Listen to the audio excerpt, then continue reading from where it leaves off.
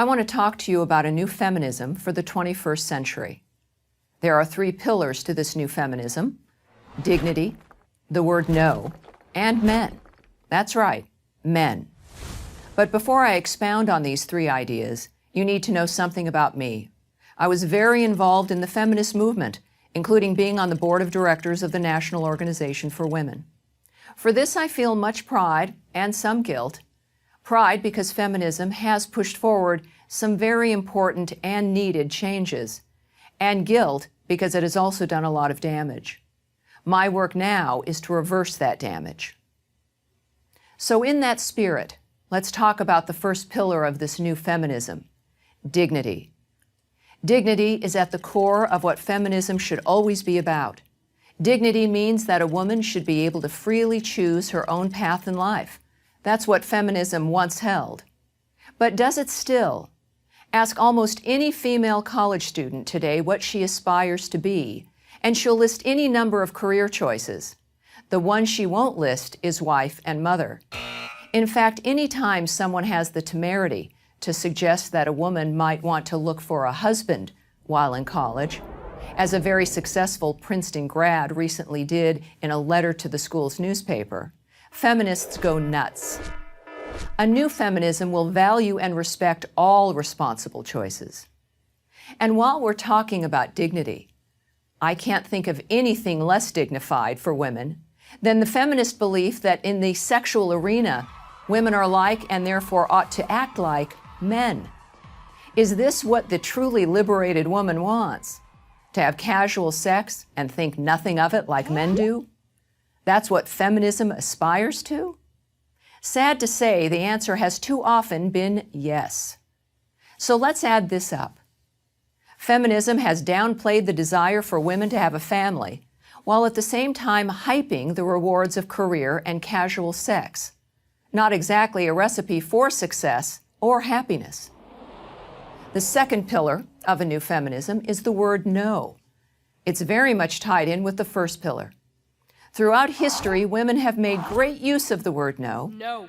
Of course, many times women said yes when they should have said no, and that's the basis of more than a few classic stories and novels. But this was the exception, not the rule. There is great power in that word no, and women, for the most part, knew how to wield that power. But in the last few decades, they've lost it, and the consequences have been catastrophic. Women who fought not to be treated as sex objects have become more objectified than ever. You see it everywhere, in music videos, on billboards, in the hookup culture on campuses.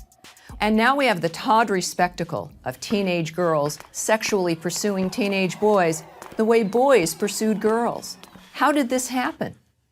Because feminism began to advocate that women should behave like men.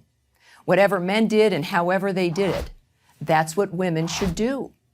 Feminists were angry at men, but they wanted to be like them at the same time.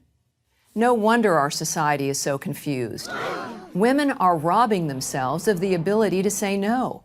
The solution is to take that power back. This is especially true for young women. No. Saying no means I will not be defined by anyone else, not by feminists, and not by men's sexual desires. That is female power. This is a good segue to my third pillar of a new feminism: men. It is easy for feminists to forget this, but it was men who gave up their monopoly on political power and gave women the right to vote. Men who invented birth control, the refrigerator, the washing machine, and so many other devices that liberated women. And men are different from women. Academics like to speculate that men and women are basically the same, that they're only socialized differently. But as George Orwell famously noted, that's an idea that only an intellectual would be foolish enough to believe. Moreover, the sexes need each other. For example, women civilize men. It's what we're supposed to do. But in order to accomplish this critical task, we must preserve our dignity, not be afraid to use the word no, and see men as partners, not as competitors, let alone oppressors. That's the way to a new feminism and the way to a better world for both sexes. I'm Tammy Bruce for Prager University.